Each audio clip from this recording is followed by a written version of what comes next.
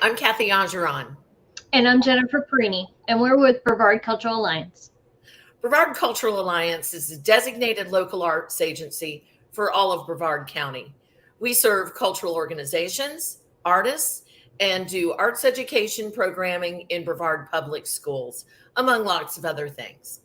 We are excited to welcome you back today for episode 5 of our second season of True Colors. With True Colors, Brevard Cultural Alliance seeks to highlight diversity and inclusiveness for Brevard's cultural community by providing a platform for new voices. Thank you so much for joining us today. And just a quick reminder that all our episodes are available on both our Facebook and YouTube channels. And now it is our true pleasure to introduce the host of True Colors, CEO and owner of Diversity of Thought, Mr. David Jones. Hey, hello, you two. How are you? Great. Good. So again, I'm really excited to be here on a Tuesday, and so thankful for you two and for BCA for continuing to bring the arts into our community. You all are amazing. You are awesome. We're gonna have a great show, but in order to do that, you know what I got to do? Bye. All right. We'll see you later. And okay, so today we're gonna have a really good show. We have definitely one, maybe two phenomenal comedians that we're going to bring on. So as we talk about the arts throughout Brevard County, we wanted to highlight all the different type of arts that exist, particularly an amazing art form, which is known as comedy. So up first, I'm going to bring in this gentleman you see here, Mr. Christopher Robinson, is going to join us. Chris, how are you doing, sir? Very good. How are you, man? I'm doing fantastic, man. I'm doing fantastic. I can't complain. And then next, I believe in the studio, we're going to try to bring in another amazing comedian that we have here in Brevard County, Mr. Dorian Gale. Dorian, Hello. are you with us? Hey, there you are. How you doing, brother? You see me? We do not. We saw you for a second. There you go. You got the red background. Voila. Hello. Hey, how you doing? I'm doing very well. All right. Fantastic. So let's get this show on the road. Let's have some conversations. First up, Chris, I'm going to go ahead and ask you a couple questions. All right. What got you started in the comedy? Like, you know, what was your end? So actually about, what is that? 17 years ago when I was 13, my dad actually got into stand-up comedy. It was like a bucket list thing of his. So he did it for a year. And at the end of the year, he did a 45-minute, no, it wasn't 45, it was an hour. He did a hour recording at a comedy club called Stand Up New York. And after seeing that, I always wanted to try it. And I didn't really know how, because I know we didn't live in New York anymore. We were down here in Brevard County. I didn't really know how to get into it. And one day I showed up at this bar called Steagles, which isn't open anymore. It was off of Ugali Boulevard in Melbourne. And that's how I got started. Okay. So this was almost like the family business, at least. Sort of. Okay. And then so since your father did go through it for at least a year, I'm just out of curiosity, who would you say is funnier, you or your dad? I mean, at this point, I would say me. I've been doing it 4 years. Okay. So right. I've gotten a lot more experience and have done it. Yeah. So longevity is giving you the opportunity to become funnier. Yeah. Okay. I like it. And then Dorian, how about you, sir? So what got you into comedy? Where'd you get your start? Yes, you all can hear me clearly, right? Yes. Yeah. Do I sound clear? You do sound clear. I sound clear. There's no clicking or anything. Okay. Well, there's a little clicking, but it's okay. Okay. Well, thank you, Mr. Jones. I started stand up. Really. Well, I was in high school. My entire life, I grew up with stage fright and anxiety, and I had problems speaking in front of anyone. But I was kind of a goofball in class. I was 16, and my teacher had this event to prepare us for standardized tests. Right? She asked the audience, which were the students, to volunteer to co-MC this event. And I happened to raise my hand. She called on me. And that night, I broke all my stage fright. I don't know what it was, but when I heard the students in the audience laughing, it made me feel more comfortable. And I continued to host events into my senior year. That was my junior year. So into my senior year, I hosted events like the school talent show. I did TV production. I did musical theater. And I just became really inspired by just overcoming the stage fright, but falling in love with an art form and just the arts itself, performing arts itself. And from then on, I started doing stand-up. Outside of high school, I did my first stand-up comedy open mic at the age of 18. So it's been I'm 25 now. It's been almost 8-9 years. I'm horrible at math. It's somewhere around. So, that's why you do comedy. Yeah. Right? I hate math. You're like, the only math I got to do is adding up this money when you pay me. All right, very good. Well, I appreciate you. Chris, I'm gonna jump back to you. Just out of curiosity, man, like, where do you get your material? Like, how do you figure out what you're gonna put in your set? What's your process? I have a really weird process. I don't really know necessarily where the material comes from, but my process is I listen to music in my headphones really, really loud, and I pace around my house. And I do this between like 11 o'clock and like 1 in the morning. But you're married, so yeah. Like, so I'm assuming that the wife is like, she's become accustomed to this.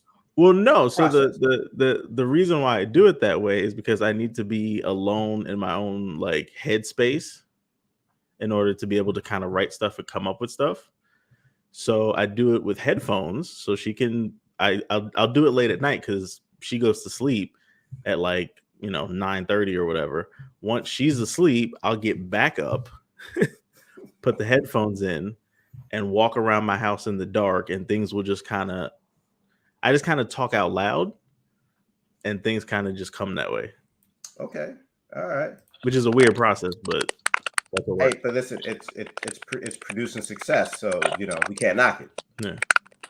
Dorian, what about you? And I'm gonna ask you like the similar question, because you do something that's pretty unique that not a lot of people could do, and that's you do impressions. So, what got you started with impressions? How did you know, like, hey man, like, I can actually do this. I'm pretty good at it. And to tag on to that, what are the first like couple of impressions that you felt like you nailed? So, man, I actually never wanted to really do them, or work on anything that had to do with my voice, but I fell in love with hearing things. I grew up watching. I grew up, in 2000s. So I got to see the Donkey and Shrek Eddie Murphy, and I got to see the those types of characters, and cartoons like Shark Tale and animation movies. I fell in love with a lot of animation movies. I always loved the voices, and I was younger. I would goof around with my friends. It's not something I really took seriously until I got older and I started public speaking, stand-up comedy, and I attempted them, and I didn't have a goal. I was like, I'm gonna try and sound like this person. I just wanted to give my own impression. It wasn't something that I wanted to master. It wasn't even something that I really wanted to commit myself to. But at the age of 17, 18, I was like, you know what? Let me give this a shot and see, if I can at least have fun doing it. That was the first important thing. It was about having fun doing it. So who's the first one you did then? Like what's the first one where you were I guess the first impression you feel like you nailed? I think I Comedy Central was rerunning a Chris Rock special, and I just forgot the name of it. I think he's in a purple tannish suit, and that's what I was like. I love the way that sounds. The first thing I do when I hear something, I fall in love with the sound of it. And, and I also took chorus in high school. I don't know if I mentioned that. I took chorus in high school, so I had minuscule, but some type of training, I guess you could say, in using a voice or listening to tone or listening to how things sound. So, you know, I started trying to sound like Chris Rock. I'm like, man, it was like the goal. Like when I do an impression, the goal is the person. It's never doing an impression of an impression. It's always that person itself. So of like, how close can I sound? Because that's what I compare it to. That's the only bar that I measure it to. And that's what I go by. Like, if I can get as close as I can, you know, it's fun for me. You know what I mean? I didn't get into, oh, this voice sounds the best, or I can master this voice until later on. Because when I originally started doing stand-up comedy, I didn't have any impressions. I didn't have anything of that sort. I did them a little bit at first, and I did that Chris Rock when I was 19. I started doing it when I was 19. I had been working on it when I was 18, but I did it when I was 19, and I was like, man, do I really want to be known for this? So I didn't do it for like 3 or 4. I didn't do them for 3 or 4 years, but yet behind the scenes, when I'm practicing and I'm rehearsing, I was working on them. I was working on every single one that people who see me do them today that I do. I just never put them out there because I didn't want them to overshadow the craft. Comedy is a craft, and I know I've studied comedians who do impressions, but they were always comedians first. So well, I know that was the highlight. It was the icing on the cake. It was the extra salt, pepper flavor, you know. And Chris Rock was the first one that I ever tried to do. So I know that I've seen the videos on YouTube where you show yourself becoming the person, and so the fact that you give people that process is pretty cool. Oh no, he said yeah, and then his service said no. So we're gonna wait to come back. I'm gonna come back to you, Chris. When he comes back, the reason why I've been making faces the whole time when he was talking about not really wanting the impressions to be like the main thing is like when you see them, they're so good. It's like it'd be like remember when Michael Jordan stopped playing basketball to play baseball? Like it's like he's so good at them. Every time he gets on stage and doesn't do it, I get mad. I'm like, you're too good at that not to do that. So when he comes back, you got to make him do the Chris Rock one. I don't know if you heard that, but what Mr. Robinson said, you were too good to not do impressions. That's why he was just like, ah. All right. So before we get into impressions, I want to talk about the comedy scene here in Brevard County. What's the comedy scene like? Like, is it booming? Do we have a lot of places? Do we got any places? Like, if I'm new and I'm like, I want to see comedy, direct me, man. Where should I be going? Right now, I think the only mic that they have that's like local comics is Pineapples, which is in the Ugali Arts District. That's actually tonight. Oh, okay. And then we have Gregory's Comedy Club in Cocoa Beach, which is like an actual established comedy club that's been there for like 15 plus years. Okay. All right. So we got 2. Mm-hmm. There used to be more, but COVID cut it back from like 5 down to 2. So now they're trying to build it back up. So the Old School Pizza that's on the one that was by FIT. Yeah. They used to have open mic, and they're in the process of moving to a new location. So hopefully once they finish moving to their new location, that will be back as well. Okay. Yeah, and I know they used to have a place called Open Mics. Mm-hmm. And then they stopped doing open mic, but for a while they were still called open mics, and it was very confusing. It was like, I'm here for the comedy, and they're like, no, we have coffee.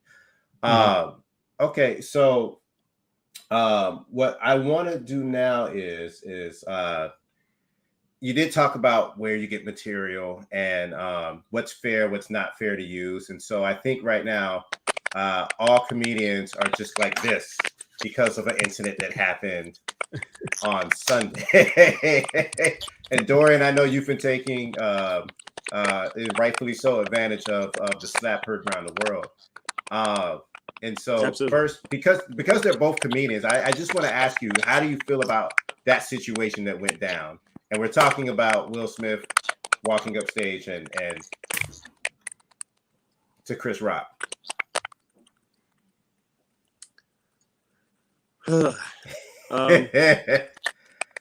Like, especially as a comedian, like, how did you feel seeing another comedian getting smacked on stage? It's not. I think I've seen things like that happen before. For it to be on that stage in front of the entire world or the country, or if it's broadcasted entire world, I think that's really what caught other people's attention, because maybe the masses still don't understand those types of situations. I mean, it's never been portrayed on a stage. What someone may consider crossing the line, and then what someone may consider a joke, and then someone else writing a joke for you, and then somebody else, not liking the joke, and then you have people who feel so. I think the climate right now, it's give and take. It's like there's a lot of exceptions to the rule. I don't think I don't know. I still been thinking it's there's so many perspectives to look at the situation from. I don't think that's going to stop anyone from any comedian from saying what they want to say. Nope. See, it started, it was going, and then it was gone. Chris, talk to me. How did you feel about what went down at the Oscars? I think, unfortunately, comedians don't get anywhere near the respect that they deserve. And I think that it's coming from all sides at this point. Like, now regular audience members feel like they get to decide what a comedian can or can't say. And then now in this Oscar situation, I heard somebody described it as Will Smith being this is just the way I heard it. Somebody described it as Will Smith being a king being disrespected by Chris Rock, the court jester, right? And Chris Rock, I mean, obviously box office wise is not as big, but as far as the legend in their art form, Chris Rock and Will Smith are two equals. Yeah. So I think that it's unfortunate that people feel like comedians are lesser than, and that is somebody that you could get on stage and do that sort of thing too.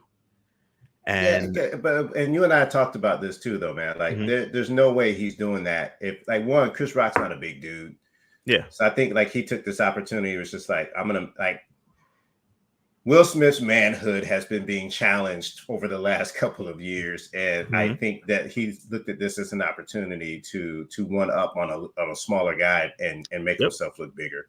That would have never happened to Dave Chappelle, D.L. Hughley, Steve Harvey. None of those people that would have ever happened. It wouldn't have happened to a Ben Stiller or you said Jerry Seinfeld. Like, he's not going to do it, and so it's. There's a little bit of like, wow, that's a weird moment to take. And then for me, it's like, don't create an open season where people think it's okay to walk on stage and physically assault somebody just because you disagree with them. That's it's never happened to me, but I know comics that it's happened to, and that audience member has gotten jumped. So, well, not every situation is the Oscars with Will Smith. So people definitely shouldn't think that you can just assault people and that comedians. He went back to his seat. Nobody said that. I was like, security. Like, I know it's Will Smith, but in my head I kept thinking, is Will Smith bigger than security? Like, this happened on a global audience, and I'm like, this is.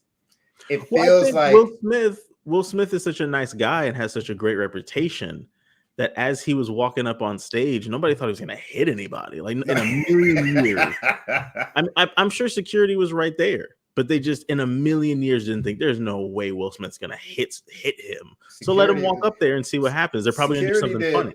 Security said the same thing we said. Security's like, did he really just hit him? Like, it's a weird moment for all. Now, back to my point about comedians not being respected, though. Had he hit anybody else, he would not have been able to go back on stage and do his speech later on. No. And that to me is a problem. In all honesty, I don't like the joke. I didn't understand the joke because I thought he was complimenting her. I didn't know about her condition. And I just thought that he was calling her G.I. Jane because in the movie G.I. Jane, it's a short haircut and didn't make it worse, like ripped. And if you look at Jada Pinkett over the last couple of years, man, she's been like, she's solid, man. She's ripped. Yeah. And so like, I was just like, okay, I took it that way. I didn't know the other context. So I was very confused until I had to look up, like, why is this a thing? But here's the thing, like, even if that's the case, right? It's not acceptable. Like even if he knew that she suffered from alopecia and was having issues with her hair, right? It wasn't an evil joke. Like there are jokes where it's like I hate you, and I'm coming up with a mean, hurtful thing to attack you with. And comics have done that, right? Yeah.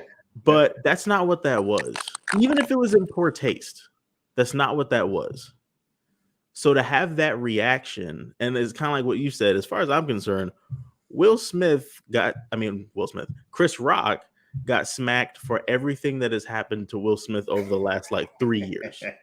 That's what it was. There was a lot of anger behind that slap. It wasn't just from that night. There was like, I'm bringing the last couple of years of stress. Like, but I will say this. I would love to see that like replayed, but with the Rock up there. And like not Chris Rock, the actual Rock, just to see if like that, like I would love, like this is horrible to say because nobody should cry to do violence, but like see, like I want to see Will Smith go up to the Rock and try the same thing because I don't think it's gonna happen. Matter of fact, I bet money, and I don't have a lot, but I bet every dollar I got, it's not gonna happen. Okay, so beyond Chris Rock slapping somebody, Dorian, welcome back.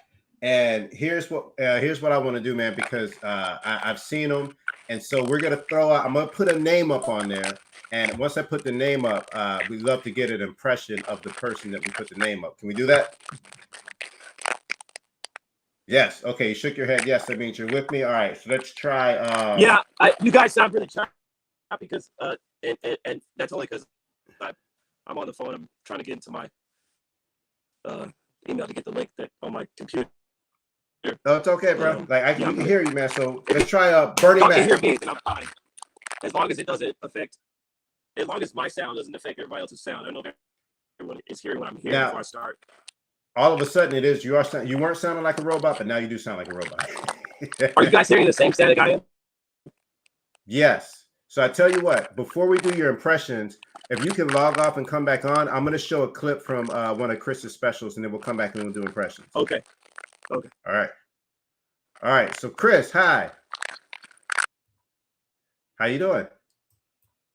You see, that's what I like about going live, man, because like you never know, but we always are ready with backup. So we're going to go ahead and show a clip from one of your latest specials. Where is this one? That one. Oh, you're muted. Sorry. How about that? Is that better? There you go. Where is the special taking place? So it's not a special, but I did a spot on a show called Funny Not Famous, which is a really, really cool show on a network called Afrotainment. So it's actually a African-owned and operated network that actually films in Orlando. Okay. So there's a whole really cool story. You guys maybe want to talk to those people at some point because there's a lot of really cool stuff going on there as well. Very cool. But they have a show called Funny Not Famous, which showcases new talent, new comics from the Central Florida area. All right. Well, we're going to show a clip from Funny Not Famous, and this is Christopher Robinson. I love my wife, man. She's great. Like I said, it's difficult, right? But I've learned I can't be petty. I used to be a very petty husband. I learned the hard way. My wife likes to do this thing. Fellas, don't laugh too hard, get yourself in trouble. My wife does this thing where she will take things that belong to me and put them in places that make sense to her. And she calls this nonsense organization. Basically what she does is she hides my stuff from me, so when I need my stuff, I gotta go to her so she can tell me where my stuff is, right? And like I said, I used to be petty.